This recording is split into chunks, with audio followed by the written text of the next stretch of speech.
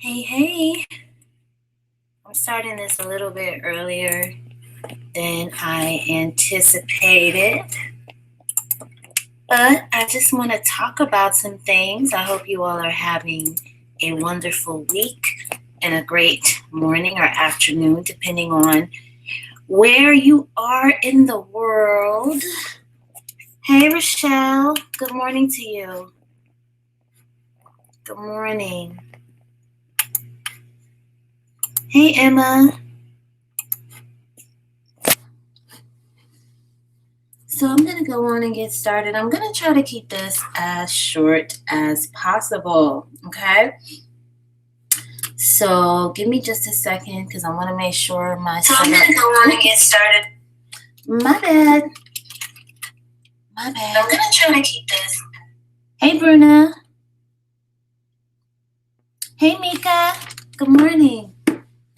So I'm going to go on and get started. I know it's been a little while since I've been live on this channel. Maybe my last live stream here was sometime last week.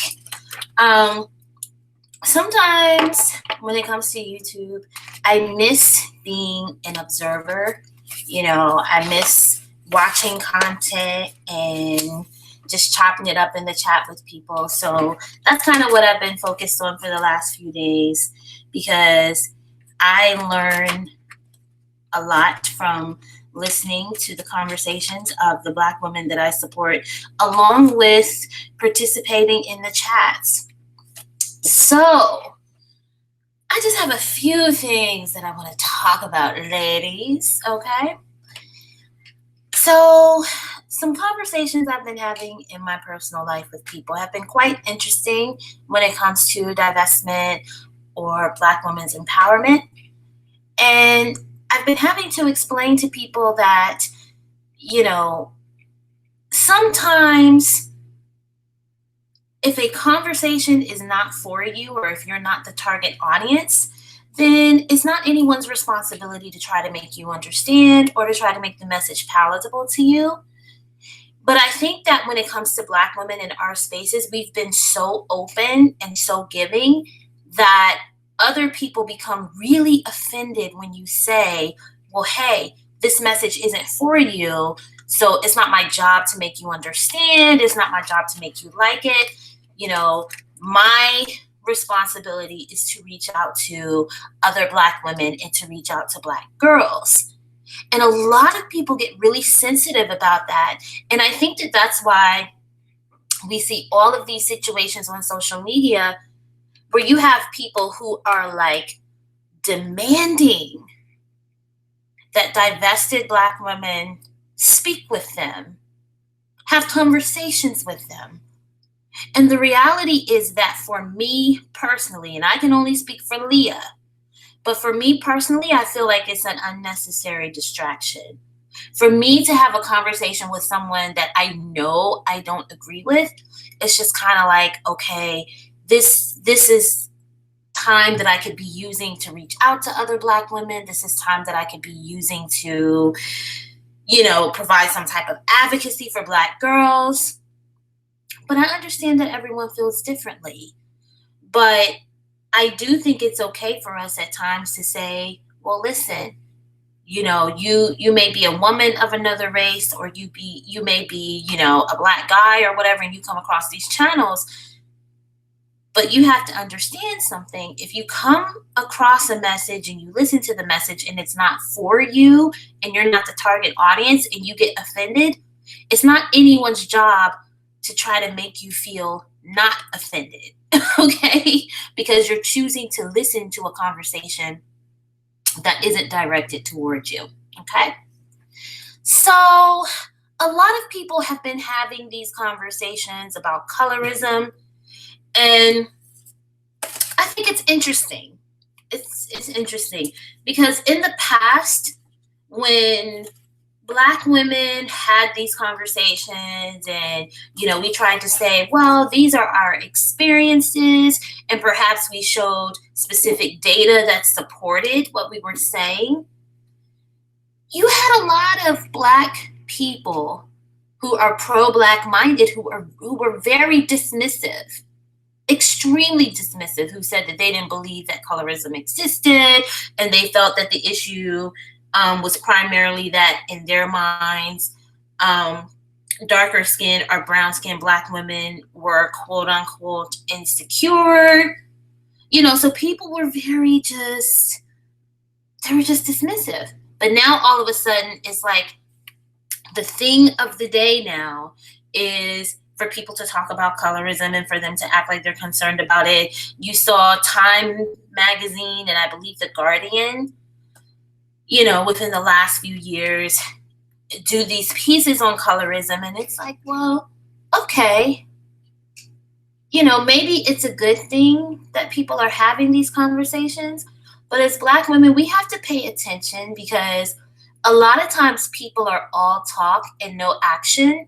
So they participate in these conversations, but ultimately you don't see anything tangible come out of it.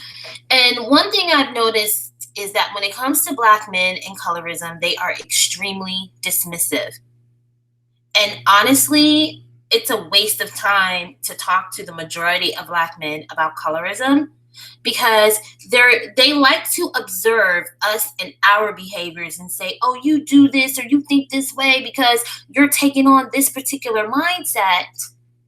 But they don't do anything to really think about why they do certain things or why they have certain preferences. They'll just say, well, no, I have my preference and you just have to get over it. You just have to understand that you have to be willing to quote unquote compete. And then when they do acknowledge that colorism exists, they'll say, oh, well, yeah, it has to do with slavery. Listen, the system of slavery, chattel slavery in the U.S., the transatlantic slave trade, and the way that Africans, Arabs, and Europeans conspired to work together to enslave certain Africans and transport them across the world was a huge human rights violation. It was egregious. What I'm saying is slavery in the U.S. ended in 1865. That's over 150 years ago. At what point are Black men going to take responsibility for the fact that there were certain stereotypes that existed in the past that they have helped to continue? At what point do you look at yourself and say, I am responsible for my behaviors. I am responsible for the things that I support. Do you understand that amongst every other group of people, it is natural for them to promote their original image? So when you think about, a lot of white people, even though there is some diversity amongst the white race, they value, pale skin, lighter colored hair and light colored eyes. Why? Because in their minds, that is a reflection of their original image. You see certain groups of people doing that as well if they're part of native groups. So even if you go to places like Papua New Guinea, which is kind of in the South Pacific and technically it's part of Asia, a lot of the people there, if you saw a picture of them, you wouldn't think that you were looking at a group of people who were not from Africa, right? So they are darker skinned people, for all intents and purposes, they look Black. And in those societies, they view people who do not look like them as ugly. Why? Because it's natural for them to value and promote their original image. And you can say that about other groups of people all over the world. But when it comes to Black men in the United States, they have promoted the image of women who do not look phenotypically Black. And to have conversations with them about that and try to get them to acknowledge it is completely ridiculous because they're not going to. They're not going to. I mean, if you've paid attention to social media for the last few years, it's the same argument over and over again, where you have certain Black women who are trying to beg these men to understand something that they're simply not going to get. They're not going to understand it. They're not going to hear you out. They're not going to hear your concerns. So what they've done is they've tried to ignore the fact that their preference in a lot of cases is based on them continuing and promoting racist stereotypes against Black women. And what they've done is said, well, no, it's not because we're promoting these stereotypes. It's because you're so horrible. And so what they decided to do is to use any avenue possible, whether it's music, media representation, or their social media platforms, to attach all of these negative stereotypes to darker skinned Black women. And until more Black women realize that, you're going to see a lot of Black women wasting their time and their energy and their voices trying to talk sense into a collective of men who simply do not care about your plight. So now let's talk about Black women and colorism, because that's another part of this conversation that is often ignored. You know, everyone's been talking about this whole situation with Chris Brown, and he had some lyric where he made a reference to good hair. And I don't care how intellectually dishonest these Black men on social media try to be. You know, that term good hair is a very loaded term. And we all know what that means if you're from the US. When a guy says that he has a preference for Black women with quote unquote good hair. Okay, we know what that means. So I'm not going to play games with these people who are trying to say, oh, well, you don't know what he meant. He could have meant anything. Bullshit. You know what the fuck he meant. Okay, so moving right along. When it came to that situation, the Black women who are public figures who decided to defend him were brown and dark-skinned Black women, such as Kelly Rowland. And I want to point something out. From what I observed, it was not lighter-skinned Black women or biracial women with Black ancestry who defended him.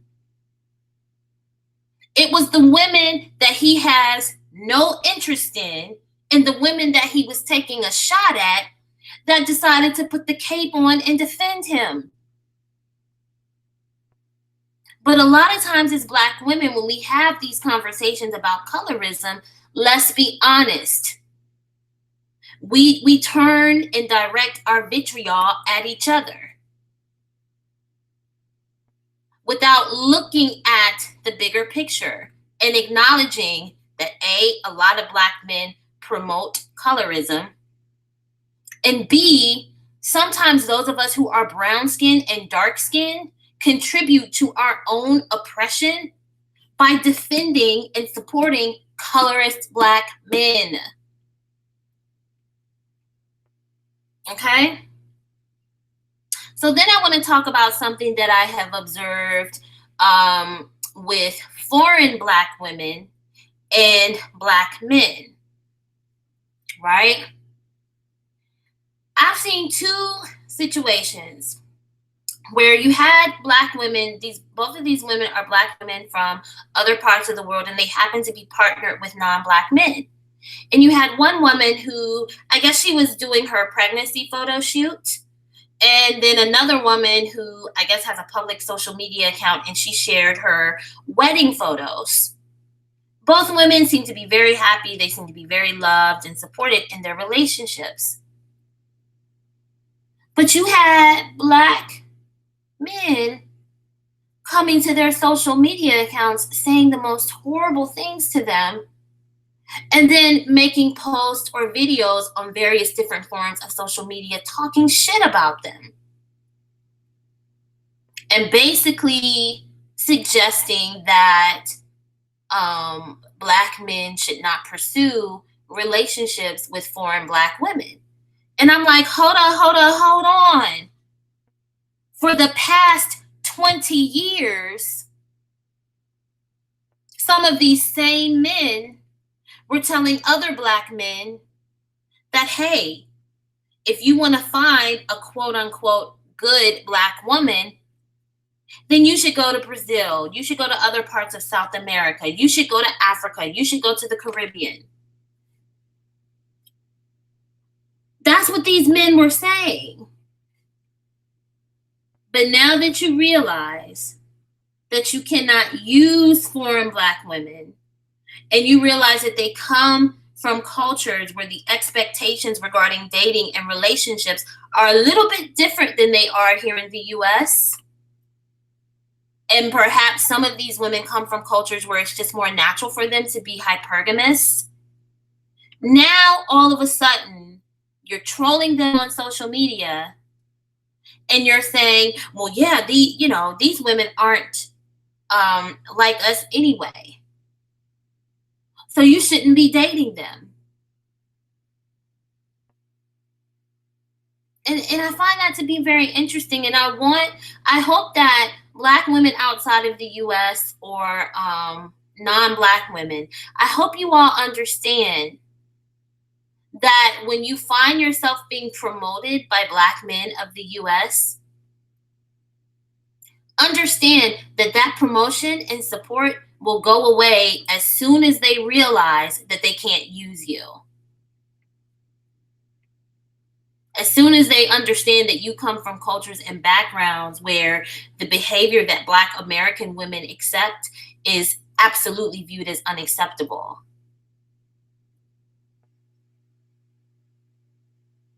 Something to keep in mind. And I may go into one of those situations a little bit further at a later time, because the way one of those women was spoken to and treated on social media was very disheartening to me, because like I said, all she was doing was sharing her wedding photos online. And because she happened to have a public social media account, I guess other Black men were directed to her account and they began to troll her. These are the same men who spent years saying, well, if you're a Black woman and you don't like to see Black men in interracial relationships, it's just because you're insecure and blah, blah, blah. But these same men are now trying to police other Black, they're trying to police Black women in your dating and mating choices. Oh, and I want to point out too, they're now openly saying that they will not provide any support or advocacy for Black women who are divested or Black women who are in interracial relationships. So the next time a guy like Stephon Clark gets shot and killed by the police, and you see based on his social media account that he's a colorist and he hates Black women, remember that if the tables were turned, the Black collective wouldn't support you. Okay?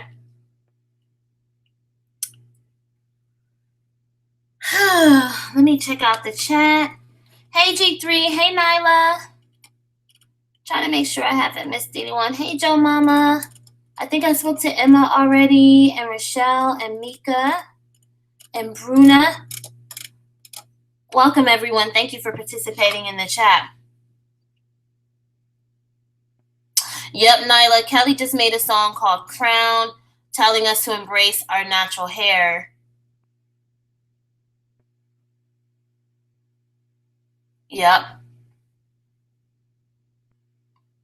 Oh, wow, Mika. You said in the video she had women with straight and wavy hair? Wow, I haven't seen that video. I didn't know she did that. Hey, W. Preety. That's a good point. They don't offer support or advocacy for the Black women who are in relationships with Black men. Let you be a Black woman who's in a relationship with a Black man and you're the victim of domestic violence. Black men in the Black collective in general will not support you. They will not defend you. Okay?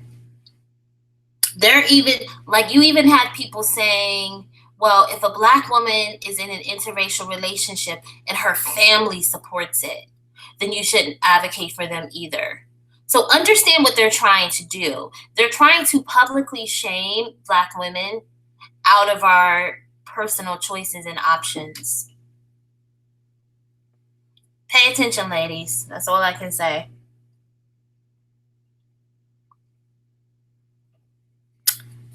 So, a couple of other things I wanted to talk about is online conduct as black women, on social media. I mentioned this on a live stream on my other channel, but I have that on private because I'm going to try to edit part of it. But I think that in general,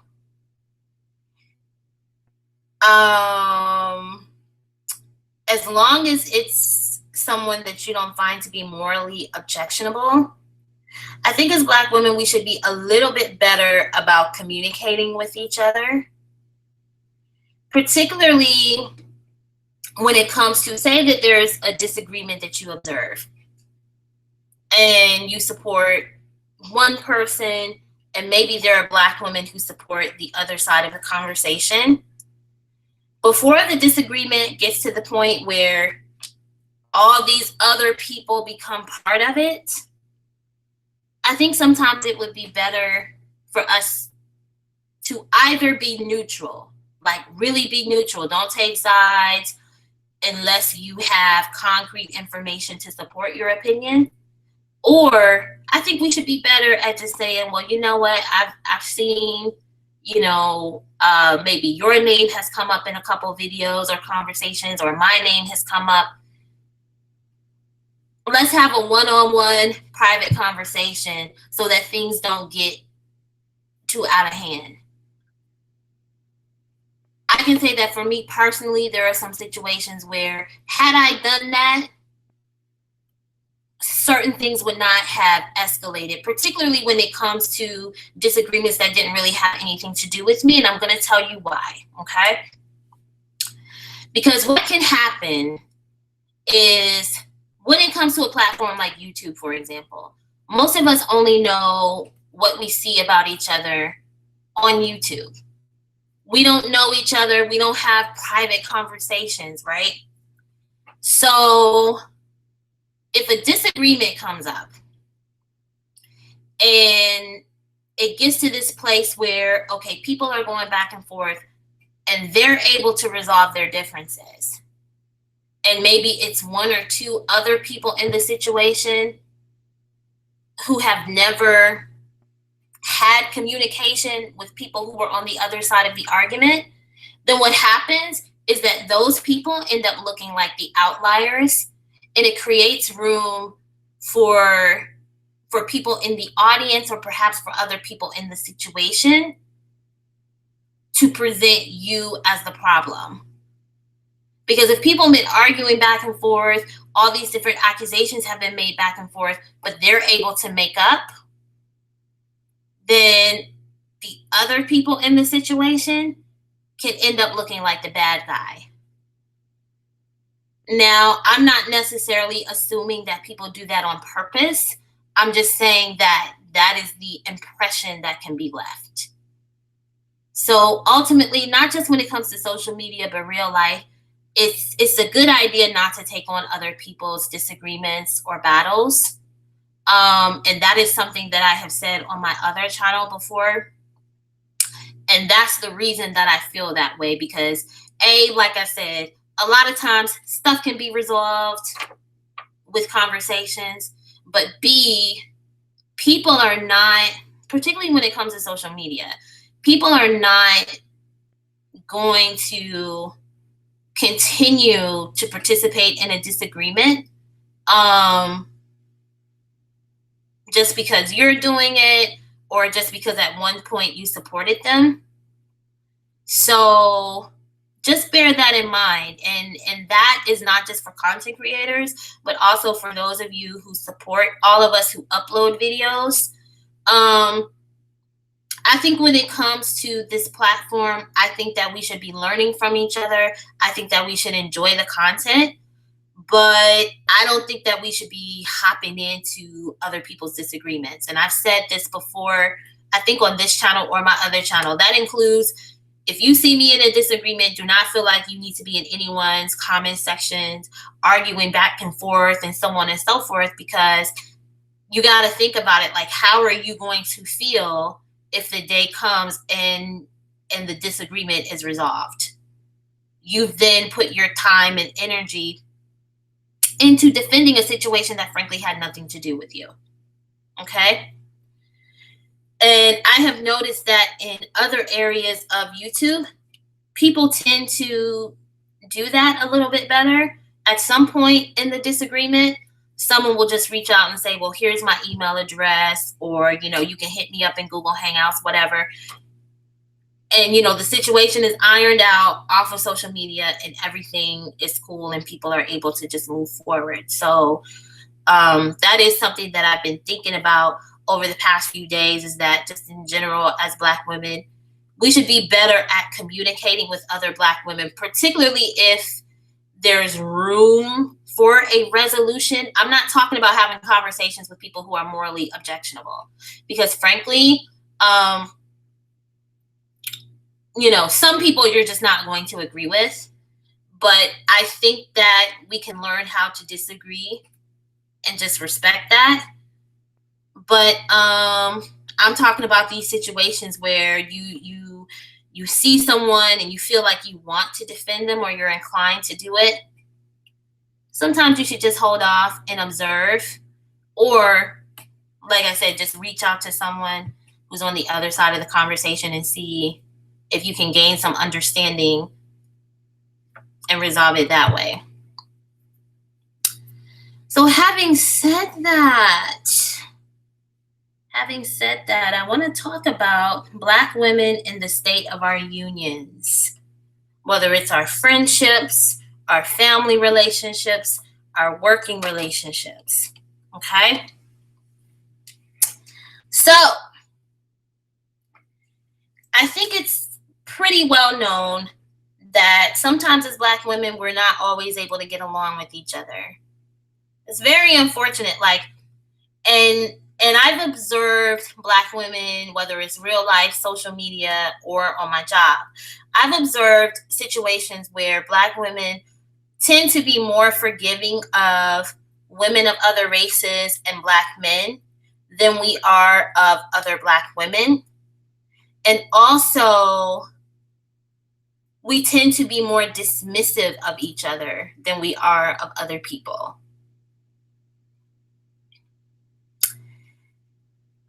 And that's a problem.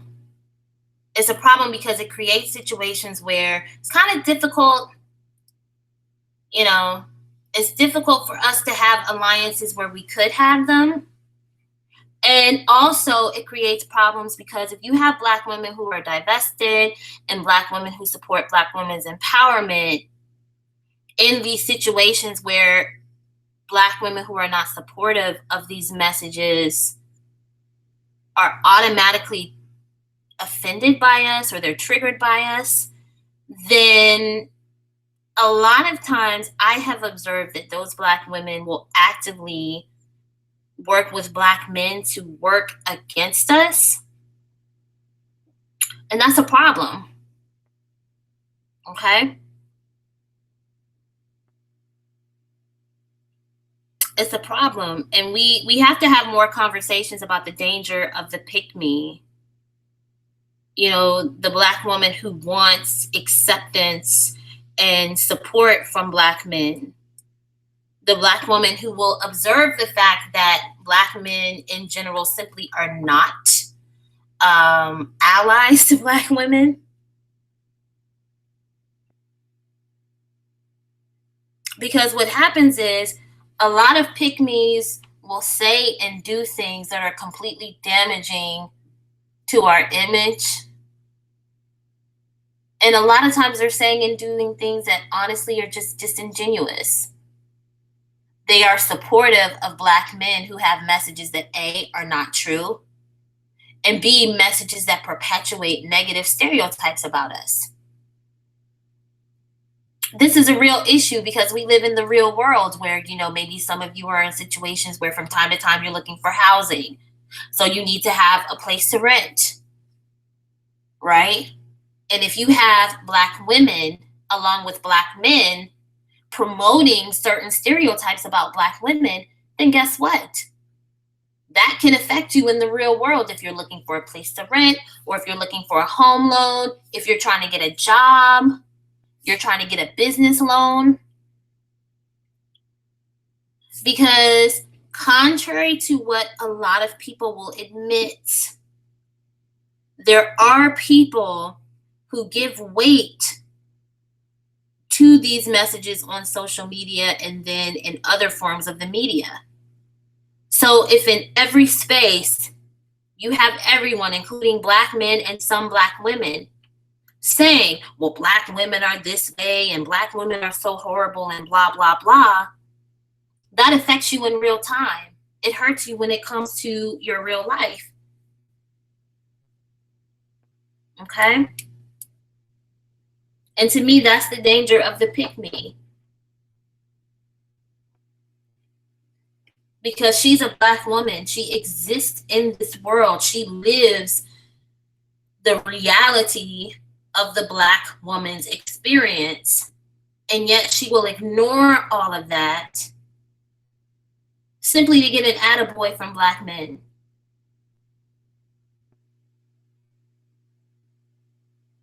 She views that attention as currency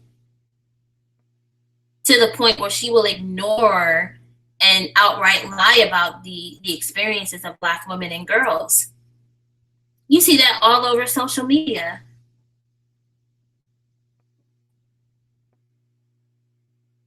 They're like the Uncle Ruckuses amongst Black women.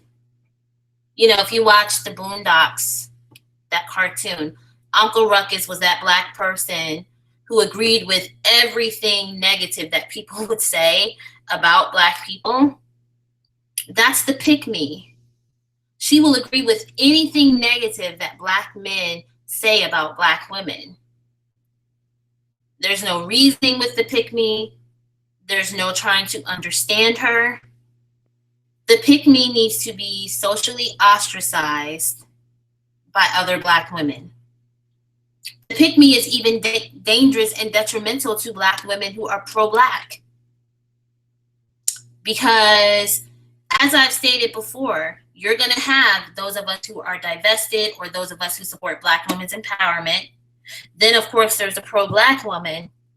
And then you're going to have this middle space of Black women who are supportive of the concept of a Black community, but they will hear the messages in our spaces and they will say, well, wait a minute, we do want more advocacy for Black women and girls. So the pick-me is even dangerous to those women. Okay? The pick-me is the type of Black woman who will say, well, oh no, you're wrong to take a guy to court for child support. You're wrong to require that man financially provide for the child that he laid down and made with you. That's the treacherous pick-me. She will side with nefarious niggalites, even when it means ignoring her own condition.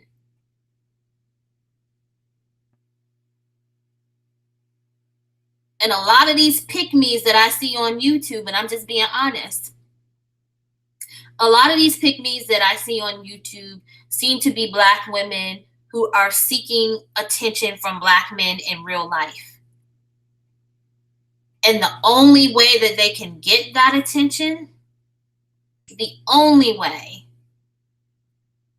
all right, is to kiss these niggas' asses online. Because you have to understand something about the evil Ashenoid, aka the nefarious niggalite. Because they're trying to make certain messages of theirs more mainstream, generally speaking, they're not going to be out here openly speaking against specific Black women. What they do is they use the pick-me's to do their dirty work. And they provide foundational support for the pick-me, and they help provide those women an audience so they can lash out at other Black women, so that they can ignore the experiences and the plight of Black women and girls. So instead of us being able to have content that specifically focuses on our experiences as Black women, we have to sit here and waste time talking about these treacherous pick-me's. Okay, and in my opinion, Kelly Rowland and any other Black woman who defended Chris Brown is a pick-me. And instead of us kind of being able to have this national moment where we could use this as the opportunity to have conversations about colorism, the conversation became, well, if you have brown-skinned and dark-skinned Black women defending him, then maybe it's not an issue. The pick-me always directs the conversation away from the place where we can talk about the need for advocacy for Black women and girls. And she gives room for the nefarious niggalite to say, well, the problem is really you're just not being chosen. And it's like, no, attractive Black women can get chosen by men of any race. That's just what it is. They're just too fixated on Black men. But that's another conversation. So the conversation is not about attraction or being able to get men. Even, let me tell you something, unattractive women who have certain personality traits and who bring other things to the table can also attract men. So it's not about not being able to get a man. It's about us having real conversations about how these stereotypes hurt us in other ways, because contrary to popular belief, life ain't about sitting on a dick. The ability to get a man to fuck you doesn't help you get a job. It doesn't help you get a home loan. It doesn't help you get a business loan. It doesn't help you get a promotion. Right? So these discussions about the ways that dark skin and brown skin, Black women and girls are viewed have nothing to do with sex. Do you understand that they have done studies that have shown that Black girls are not treated with the same empathy as girls of other races? So that means that if a Black girl is raped or molested and it's reported to the police, you may have situations where police departments don't take it seriously because they'll assume, oh, she's fast. You know, she's a little Black girl. She probably brought it on herself.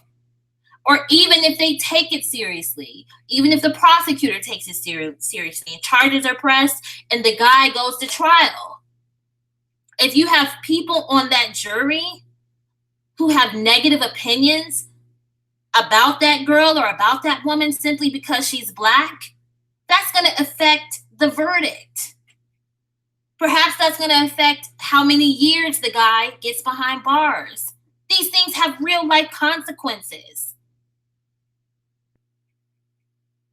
And we know they have real life consequences because if you want an example, just look at the way that a lot of people in this country viewed R. Kelly's victims. You had people doing all types of mental gymnastics to blame everyone except for the man who sexually exploited underage Black girls. The same thing when that girl that was like 11 or 12 gets punched in the face by a fully grown man. And it wasn't just white people defending that man. It wasn't just white people defending the man in the parking altercation with the Black woman down in Texas where he pulled a gun out on her.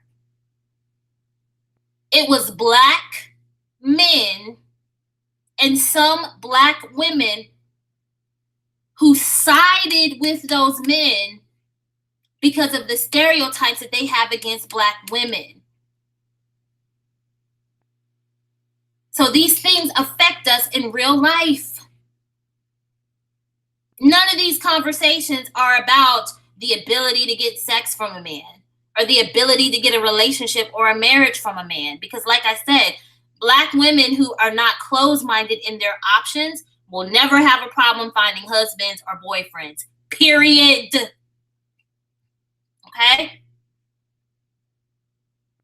But it's a waste of time trying to explain this to Black men and their Black women supporters. Okay? And one of the problems we have as Black women in our relationships as friends or associates or family members is that Black women would take everything that I just said and say, oh, well, you have a problem with colorism because you can't get chosen by men. Like, you could present them with statistical data that shows, like I said, that Black women and girls are not viewed as, people who deserve advocacy and support. People are less likely to have empathy for a Black girl than they are for girls of other races. And you can talk about all of the ways that affects us in the real world, and they would ignore it. That's the danger of the treacherous pick-me. And they will be called out right along with niggas all summer long. Okay? The pick-me minimizes the ways that she contributes to other Black women's pain. Do you know how difficult it probably is for any woman who is a survivor of rape, molestation, or other forms of sexual assault to share their stories publicly? Imagine how much that pain increases if you're a Black woman sharing your story and the primary group of people who speak out against you are other Black women. Imagine how R. Kelly's victims felt when you had Black women like the Brat and others saying that they were still going to listen to his music. A few songs, being able to dance a little bit is more important than expressing empathy and showing solidarity with Black women who were victimized as underage girls. Okay? The pick-me puts the comfort and the demonic ways of Black men over her own daughters. All of these situations we've seen recently where young Black girls have been sexually violated and molested by Black men who were in close proximity to them. In a lot of cases, the men who were molesting them were their mother's boyfriends. In the case of Malia Davis, apparently her mother is telling people that she suspected that her ex-fiance was abusing the little girl. And even though she thought that, she went out of town and left her daughter with a man that she acknowledges was probably abusing her.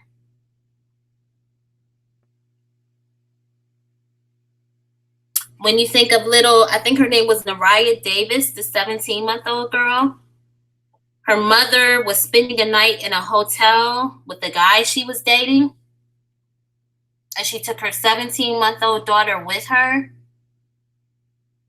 leaves her 17-month-old daughter in the hotel room alone with this man to run an errand,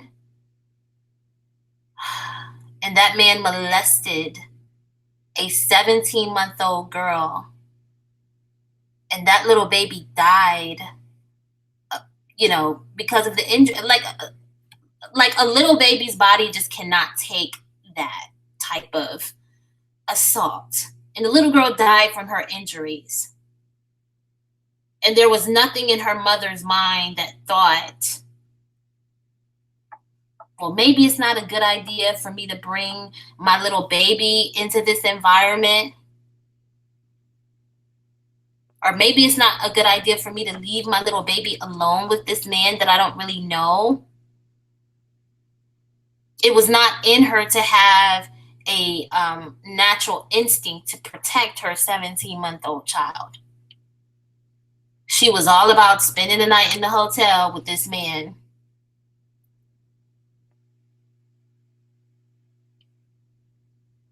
And people hear stories like that. Sometimes other Black women hear stories like that and have no empathy for the little Black girl. They don't take the time to think like, damn, that's a horrific way for anyone to die. But imagine a 17-month-old child who can't probably even mentally process what's happening to her, who probably doesn't even have the words to say, like, leave me alone, I don't like this. That is a horrific and painful way to die. And it's a whole nother conversation to be had about why your baby is only 17 months old and you've already moved on to someone else.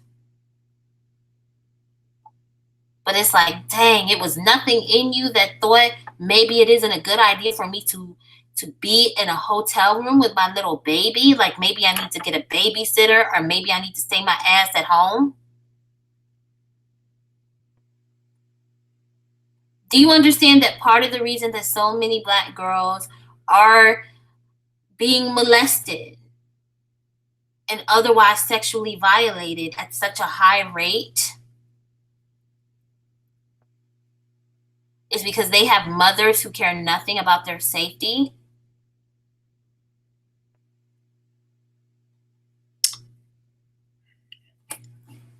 So my mindset, and I've said this before, but I'm going to reiterate it, and I'll probably say it again and again and again. Joe Mama, it was kind of national news, but because it happened at around the same time that Malia Davis went missing, it was national news, but it didn't get as much attention as Malia. But something that I've said before, and I will say it again, my stance when it comes to having certain conversations with Black men and the Black women who support them is that I do not negotiate with terrorists. In the modern day, when you look at the domestic violence rates, when you look at the rates that Black girls are sexually molested and the rates of rape and sexual assault for adult Black women, the way that the Black collective responds to that is so horrific that it is my opinion that the Black collective, including many Black men and the treacherous pick-me, which unfortunately a whole lot of Black women are pick-me's. They are terrorists because they torpedo any effort to support, defend, and advocate for Black women and girls. Or they'll have these arguments where they say, well, what about this? And you guys do this too. Okay, if that's what you think, create your own space to address that. We're not inserting other shit into these conversations because this space is specifically for advocacy for Black women and girls, right? Just like MGTOW specifically advocates for men. Other spaces specifically advocate for specific demographics of men. Do you understand that when you're talking about support for Black women and girls who have been through these horrific situations, and you say, well, what about this and what about that? That's like going to a walk to support advocacy for cancer research and saying, well, what about Parkinson's disease? Yes, Parkinson's disease is horrible. You need funding and research for that, right? But you need to go to the spaces that are specifically designed to provide advocacy for that disease. You're not going to see people at an event to support those with disabilities, like a Special Olympics event. You're not going to see people there saying, well, what about Lou Gehrig's disease? Yes, a horrible condition. Here are the places that you can go to advocate for that condition. You're not going to see people go to a pride march, right? Where they're advocating for people who are part of the LGBTQ community. You're not going to see people there say, well, what about Jewish people? Right? No, because people who really want to support Jewish people will just go to the organizations and events designed to do that. But anytime we try to have conversations about the need for advocacy and support for Black women and girls, people start inserting all this other shit into the conversation. And it's like, well, that's not what the fuck we're talking about. We're talking about Black women and Black girls. That's the conversation that we're having. And so to me, anyone who does that in these spaces is a terrorist, and I don't negotiate with terrorists. I don't negotiate with people who would have me ignore my own plight and my own condition. Okay? Excuse me, guys. I'm going to take a drink of water real quick.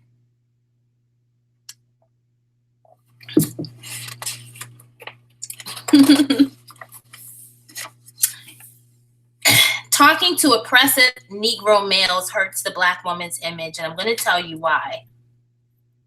When you seek validation from people who have made it clear that they view you as an enemy, and they made it clear that they don't support you, it looks desperate. And it's giving these men the impression that no matter how far they go, we're always going to be willing to talk to them. We're always going to be willing to have conversations with them. And that simply should not be the case, okay? A woman who values herself never acknowledges or tries to compromise with her oppressor.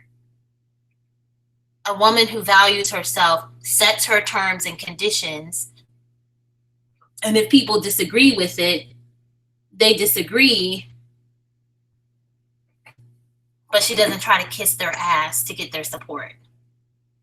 Okay?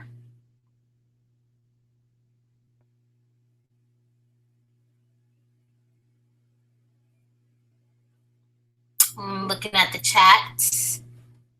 Yeah, Nyla, that's a horrible way to go. And like, of course, the guy just deserves to meet his maker, okay? And to me, the mother was very negligent. And I feel like charges should be pressed against her, because why would you leave a child that young alone with someone who isn't the parent, another close family member, or maybe, sometimes, people who have little babies that age, if they have to go to work, they leave the kids at a daycare facility. But, if it's a daycare facility, then they're licensed by the state. And so that generally speaking, everyone that's going to be around your child has had a background check.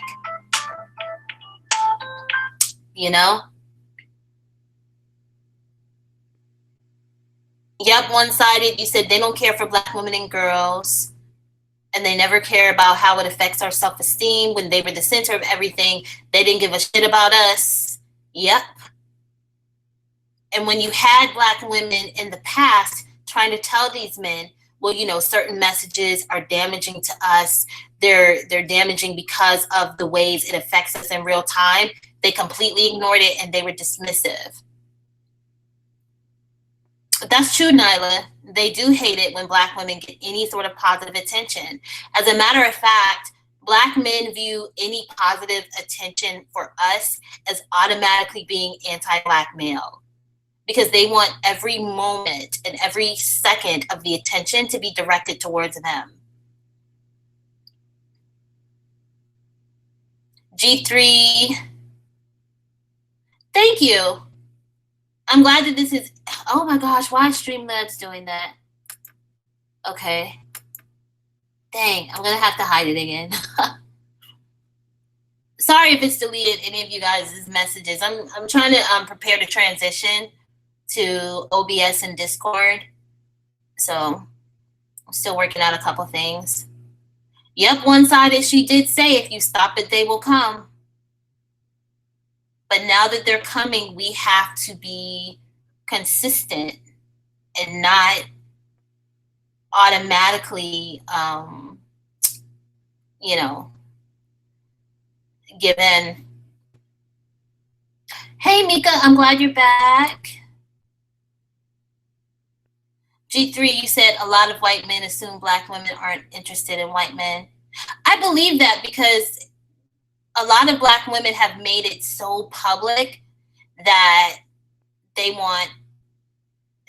so attached to Black men that I do believe that there are a lot of men of other races who would approach Black women, but they just assume that they're going to get rejected.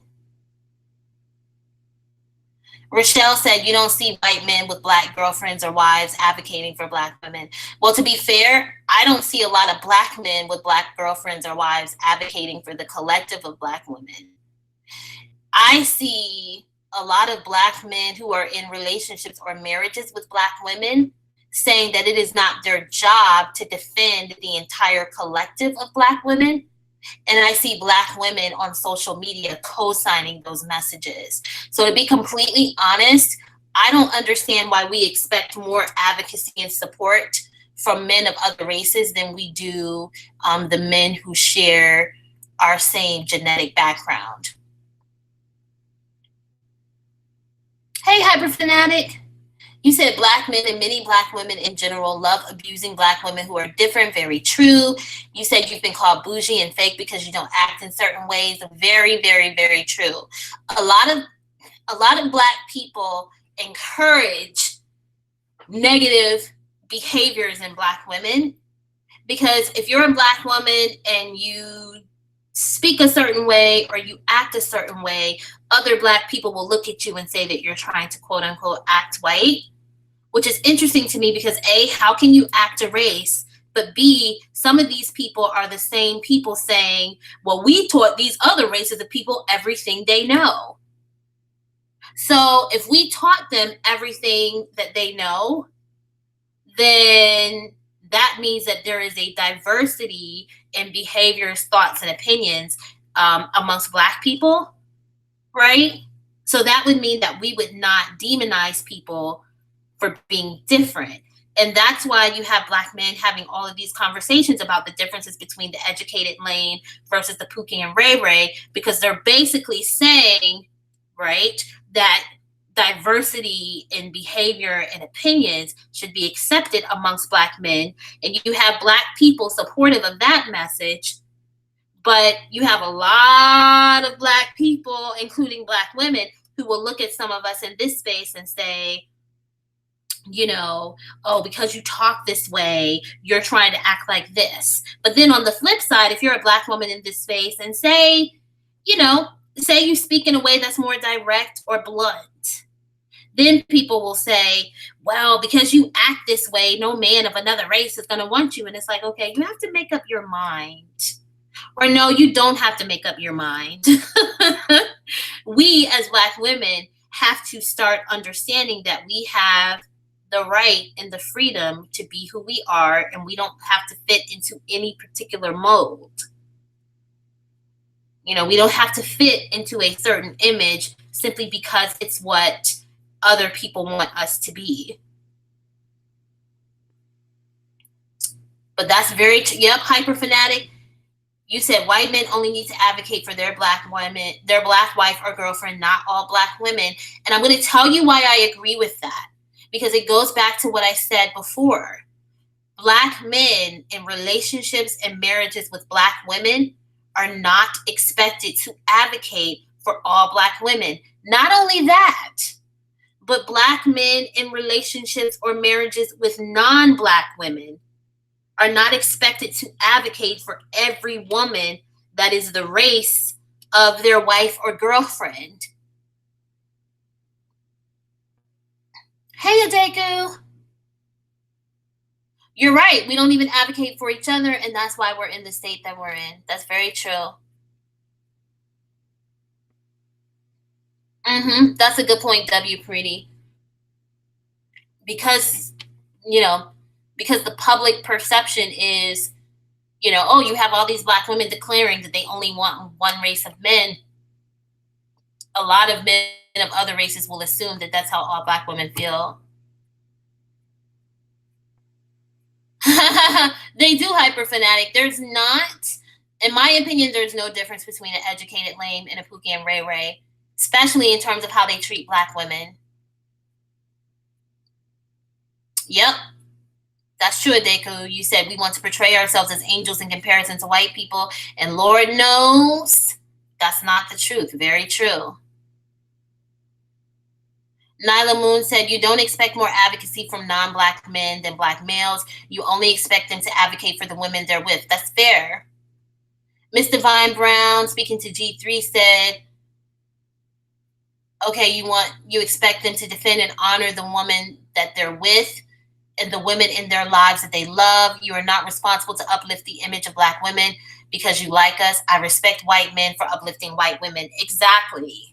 That's very true, Miss Divine Brown. And, you do have a lot of people in other spaces who will say, well, you have black women in these relationships with non-black men, but what are they doing for black women? And it's like, whoa. What is the man who shares your phenotype doing for black women? Yep, W. Pretty, I agree with that. Adeku said, your ex-husband had a master's degree and was a teacher, and yep, treated you like shit. You said if you were to deal with them, you would probably prefer Pookie or Ray Ray. See, the thing is, this is what I've noticed about the educated lanes, right?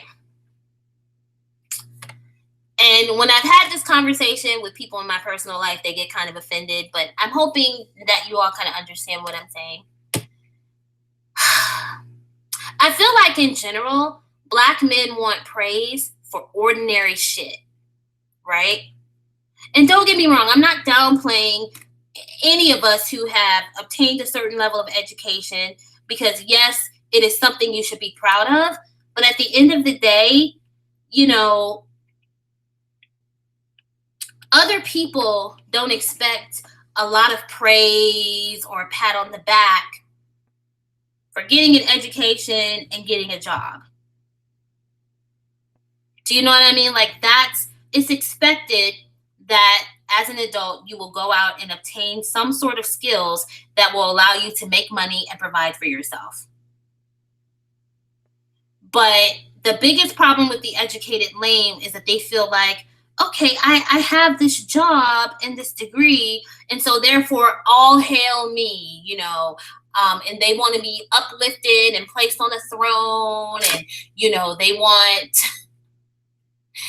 anytime they come into a room, they expect a ceremonial song and dance, and they want you to lay flowers at their feet, and they want 20 virgins dancing around them, and it's like, okay, what you're doing, it's cool, but thousands upon thousands of other people have done it. Hey, Virgo Sensation. Thank you, Adeku. I appreciate you for being here.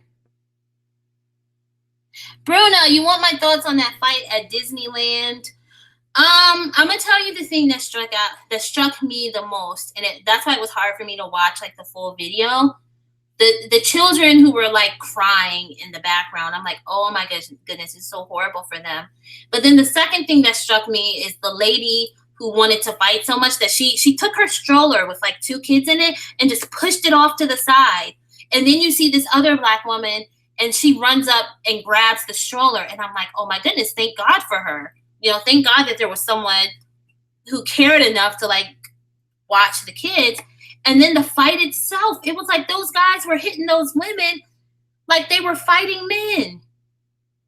See, this is what I don't believe in getting in fights with people. Like, if someone tried to fight me in real life, I am using my Second Amendment rights to protect myself, period. Because I'm not going to be out there fighting.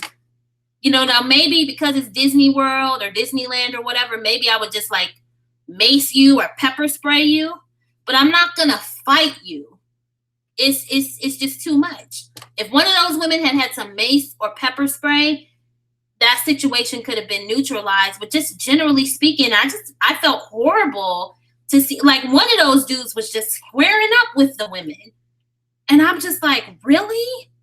Like, you're really gonna fight in general? And then apparently they were all in a family. But this is why, I keep telling the Black women that I know, like, you have to understand that you're dealing with men who do not value you as women, and they don't view you as feminine. So with a lot of these guys, when you get in their faces, they're going to fight you the same way they would a man. Although one of those guys was actually fighting the women harder than he was the man.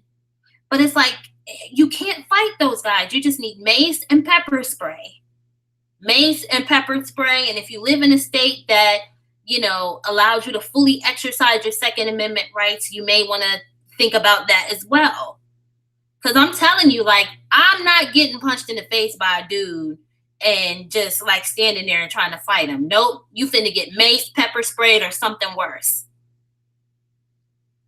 I feel like that's the only way that they're going to learn not to approach, women that way. One side, you said Disneyland became niggotry land. Yeah, I mean, overall, it was just disappointing because, spaces like that are supposed to be fun. It's summertime, a lot of kids are out of school. You don't want to think that people can't take their kids or their nieces and nephews places like that and have a good time, because I've been wanting to take my niece and nephew to Universal Studios or Busch Gardens in Tampa, but I'm like, if people are in those places fighting, then I'm not doing that. But yeah, I just felt bad for the kids that were like screaming and crying in the background, because you could tell they were very horrified by it. And I don't know, it was just disappointing, but it did show a lot of what we talk about when we talk about what happens amongst the Black collective. You have women who, because of the men that they're around, have to, I guess, or feel like they have to be more masculine and present themselves in that way in order to not be completely run over. But then you have men who do not have like the typical respect that men are expected to have for women. Even like if you watch those shows like Steve Wilkos or stuff like that, and you see him talking to guys who have been abusive to women, you see him saying, okay, well, she's a woman, so ultimately you should just walk away. You should walk away, or you should call the cops, because she can really hurt you. And if you hit her, it's going to be a different outcome than her yelling in your face or her hitting you. But I do think this is why, I tell Black women, don't be running up in these niggas' faces, man, because they will fight you like they will a man. They'll take all that aggression out on you because they know that since they're men, they typically are stronger than women, and so they know they can really hurt you. So don't run up in a guy's face. And if a guy does approach you that way, mace, pepper spray, and the Second Amendment are your friends. Okay? I'm telling you, I refuse.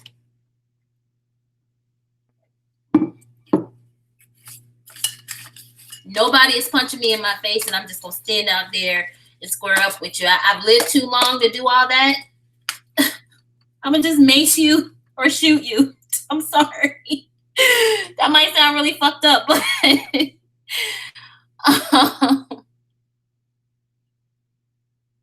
yep, Virgo. The Hoteps will find excuses for their behavior.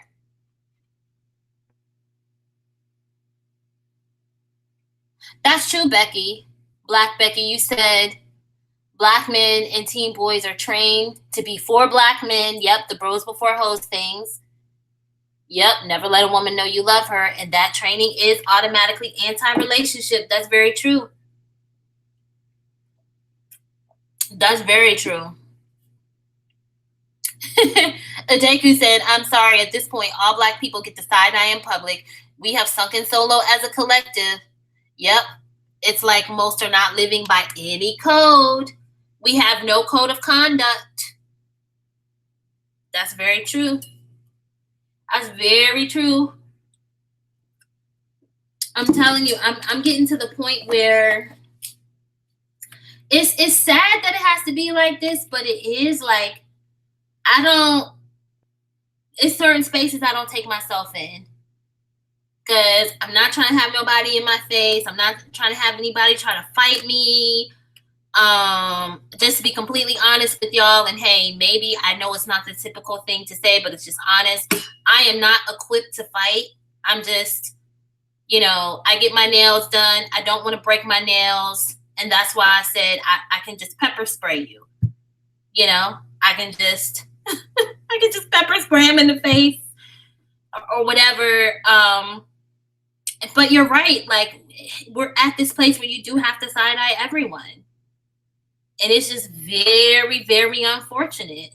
It's very unfortunate, but at the same time, you have to do it if you want to stay alive.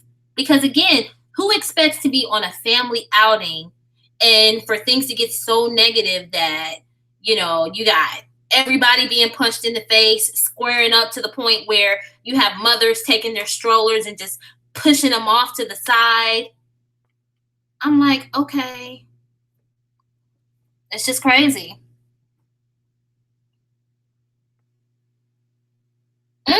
Virgo, you said you heard a Hebrew nigga like say that it's a woman's job to make her man happy, and the man's job is to make the Most High happy.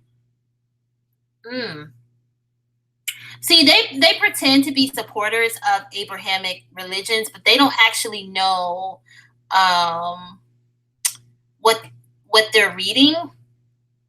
Because that Bible verse they quote about wives submitting to their husbands, the other part of that is that husbands are supposed to submit to their wives, and they're supposed to love their wives in the same way that, if you believe in this, in the same way that Christ loved the church. Well, guess what?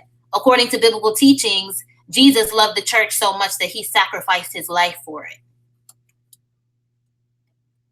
How many black men do you know that will sacrifice themselves for a woman? Miss Divine said, you keep your distance, you're polite, but you're very aware that black people have that anti-black woman chip. That can be activated at any time, so you're on code in public. That makes sense. Yeah, one-sided loyalty was very embarrassing.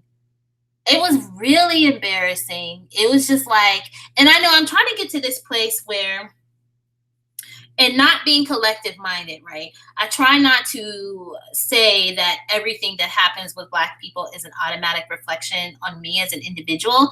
But the reality is that even if you don't think with a collective mind, we have to acknowledge that people view us as a collective.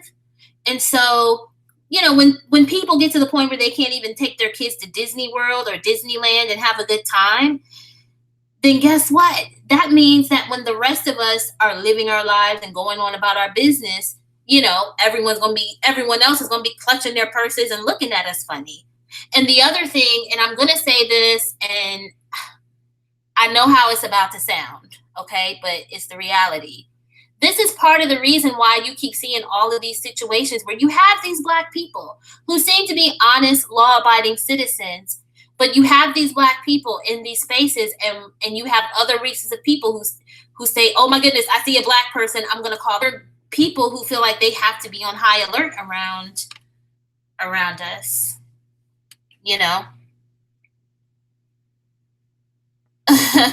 Nyla, you said it's situations like the Disney fight that make you feel embarrassed to be considered Black. Yes, because like I said, it's like they're viewing us as all the same, and I just feel bad about the other Black families who were there, living their lives, trying to just have a good time with their kids, and now everyone else is going to be looking at them funny. True, Virgo. Desperate mammies will never learn. One side, it said you keep your distance from Blackistan. Mika, you said we're down the drain living with Pennywise the clown. Yep, that's true, Miss Divine. You said Black people have done a disservice to Blackness. Oh, Rochelle, you said you wanted to disappear. Yep, Adeku, you're responding to Miss Divine Brown, and you said anti-Black womanship is very profound. That's very, very true. Yeah, Virgo, it's very embarrassing to watch. Black Becky said training for against relationship, but Black women are told that Black love is the best love you ever had. You can never get to that Black love because he is never trying to give it. Yep, that's a good point. Black men are taught to not be relationship minded, and Black love is promoted to Black women. But what Black love are you going to have if you have a collective of men who are automatically trained to not value relationships and commitment to Black women? See, they promote Black love to Black women to get access to the Black woman's womb. Because you have a lot of Black men who are openly saying that they don't have to have relationships or marriages with Black women to have Black children. And so when you start telling Black women, you can change that really quickly by simply refusing to have a child with any man who is not going to give you the protection and the provision that you desire. Then they say, "Oh, you want genetic annihilation of the Black race." It's like there are Black people all over the world. We'll be okay, if you have about a good 10 to 15 years of Black women saying that, it's not going to hurt the overall, race for people who are concerned about that.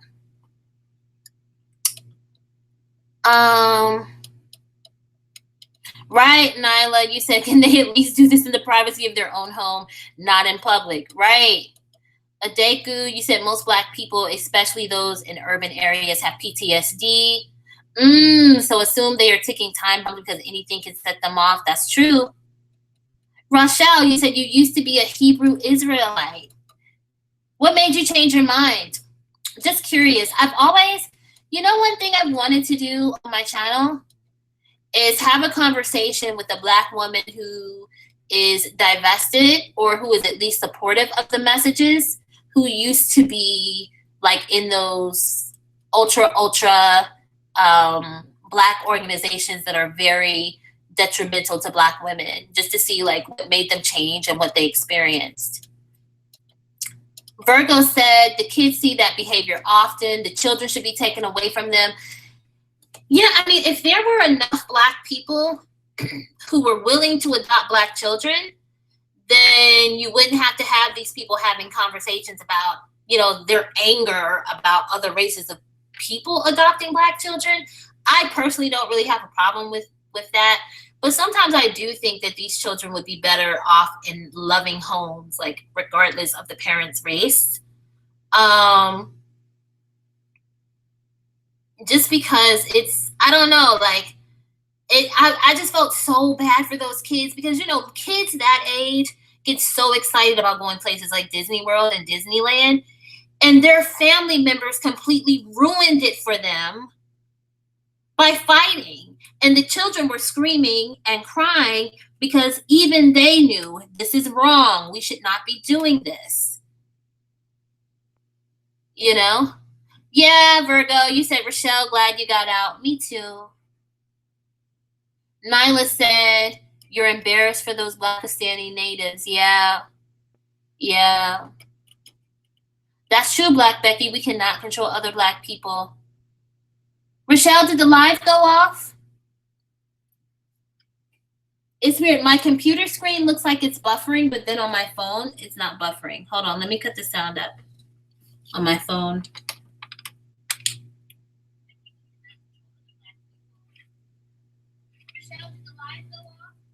Okay, I can hear it on my phone. Sorry if it cut off for a second. Virgo, did you see his mother in the car fall down? You said you swear she over-exaggerated that fall. Her fat ass is probably collecting disability for being in that car. Yeah.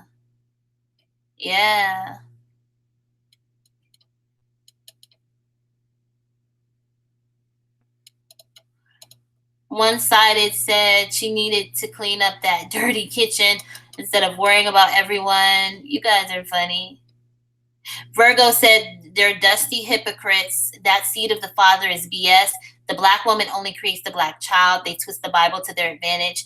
I agree. And there are actually some parts of scripture that suggest that, even in some of the Abrahamic faiths, that they believe that the seed of the mother, the child is the seed of the mother because the woman births the nation.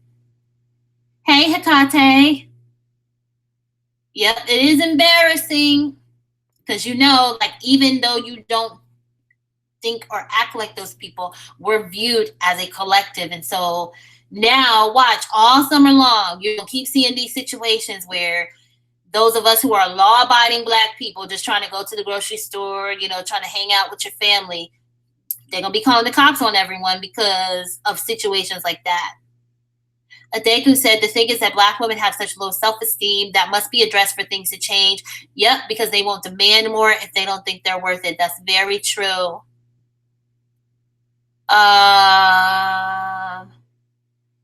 Okay, one-sided. You said a woman wrote a book called Why I Abandoned the Hebrew Israelite Religion.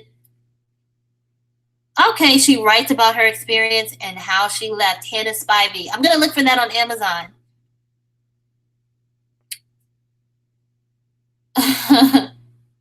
You guys are funny. Adeku said you were a hotep and now you're dating a wonderful white man. It would be awesome to have conversations with Black women who did a 180. I think so too. Hi, Leonard. Rochelle said you will talk about it. Look at, Tazad. Yeah. He had multiple white Latino wives who he abused. Yeah, that's one thing I've noticed about a lot of those circles with a lot of the no-taps. They preach all of this messaging that sounds pro-Black, and then you look at who they go home to. Listen, pro-Blackness and Black love are only for Black women. Those messages are designed to allow the Black male collective to have access to the Black woman's womb. Okay? Me either, hyper fanatic. I don't like Hebrew Israelites. Yep, Nyla, if they're doing it in public, they're doing it in private. Oh, you said your dad was abusive, but never acted like that in public. One-sided loyalty, you said, like KSC said, heritage, the her and heritage. Good point. Aww. Miss Divine, you said you'd be super pissed if something like the Disney situation happened in front of your kids. You said your boys are autistic. Aww. And it would have scarred them.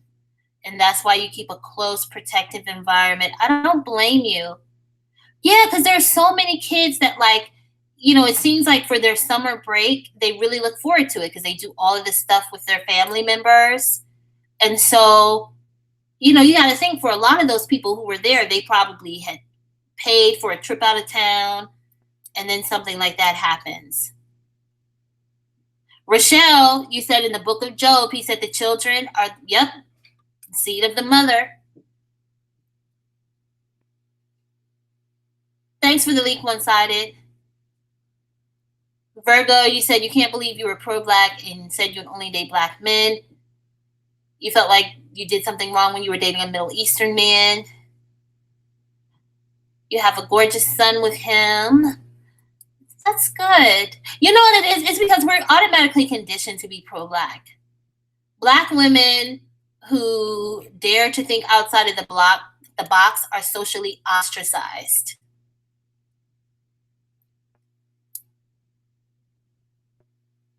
Hecate said there are people who also left religion altogether and are just, agnostic? You said that's why you're no longer Christian. I understand that. That's true, W. Preety. The Bible has been tampered with, translated multiple different times, and often the translation of the time is based on, the messaging and the propaganda that people want to put out. So I do understand that. I'm just, I was just pointing out that a lot of Hebrew Israelites promote certain passages of the Bible, but they ignore the passages that suggest that the children are the seed of the mother.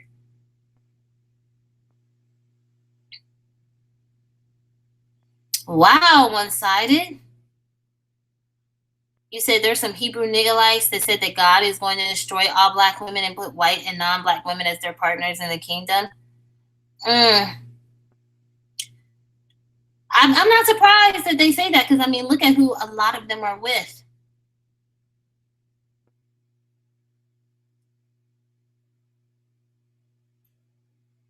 Adeku, you said, does anyone remember Clarence Williams' role in I'm Gonna Get You Sucker, a super pro-black man with a white wife and kids? Nyla said, having that happen to you in front of you as a child is damaging. Yep. You said, Virgo said, you're glad you woke up from that pro-black curse. They are perverted demons. When you were in a pro-black Facebook group, they would post nothing, but dick pics. They never talked anything pro-black. You know what? I'm not surprised. Hey, Choosing Better. You said you believe the Bible, but will never belong to another black church. That's the line. Hypocrisy. The black church is garbage for the most part. Yep, Virgo. We are conditioned to only date black men. Miss Divine said, your youngest son ruminates over everything and you would have never stopped hearing about it had Disney happened to them. Yeah, it would up their anxiety. That was probably just so traumatizing for those kids.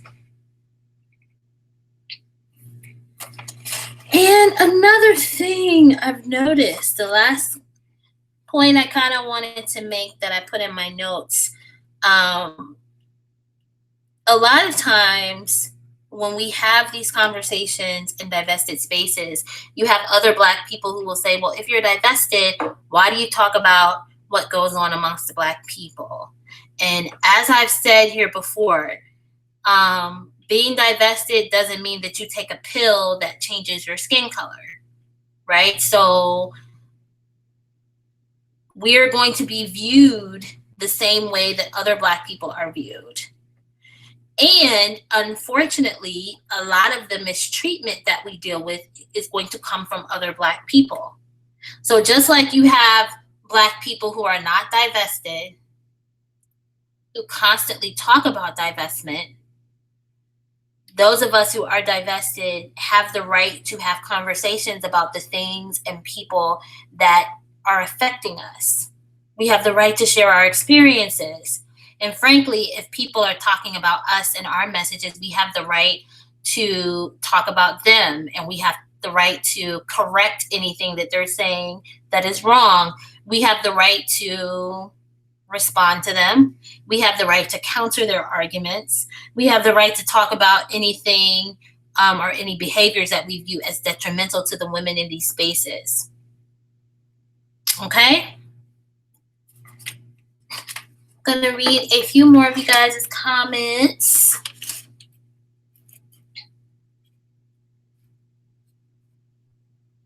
There's really a camp called the Gay Men's Society, the GMS. Black Becky said, control the women is what I see and shame you at every turn when you go a different way. Yep. People do. Yep. Yeah, people who do want cosmetic surgery, particularly Black women, were told not to do it. And then they get with women who get all types of surgeries to mimic Black women's bodies. Okay, G3, thank you for listening. Have a good day. One-sided. You're funny. Right. You said we talk about certain things because we have a mouth and we have the right to use it. Yep, Adeku, you said if you move to an all-white community and married a white man, you still would have the right to talk about Blackness because we will always be Black. That's very true. And because we'll always be Black, then no matter who you have children with as a Black woman, there are some people who are always going to view those children as Black. And so we are women living a certain experience because we are Black women. And I feel like they're saying, well, why do you talk about Blackness? Because they don't want our messages out there. They don't like any message that holds the mirror up to Black men or holds the mirror up to Black women who are supportive to Black men. They don't want to have to look at themselves. So they can look at the women in these spaces and judge us all day long, make all types of assumptions about us, in some cases lie about us, and then we're expected to not respond. And that's simply not how life works, right? Right, Virgo Sensation. That's very true. Well, you all, I have to get to work. But I want to thank all of you for being here. Thank you for participating in the chat. I hope you enjoyed the conversation. If you have anything additional to add once the live stream ends, please leave me a comment and I'll respond to you as soon as possible. If you enjoyed the conversation, please like the video. And if you didn't like it, you can dislike it too, because, either way, user ratings do help promote the content. And if you haven't subscribed, please subscribe. I'm going to try to upload again sometime this week and maybe once this weekend. I'm not sure. I have some stuff to do Saturday, but I will be talking to you all very soon. I hope you all have a good day. All right? Goodbye.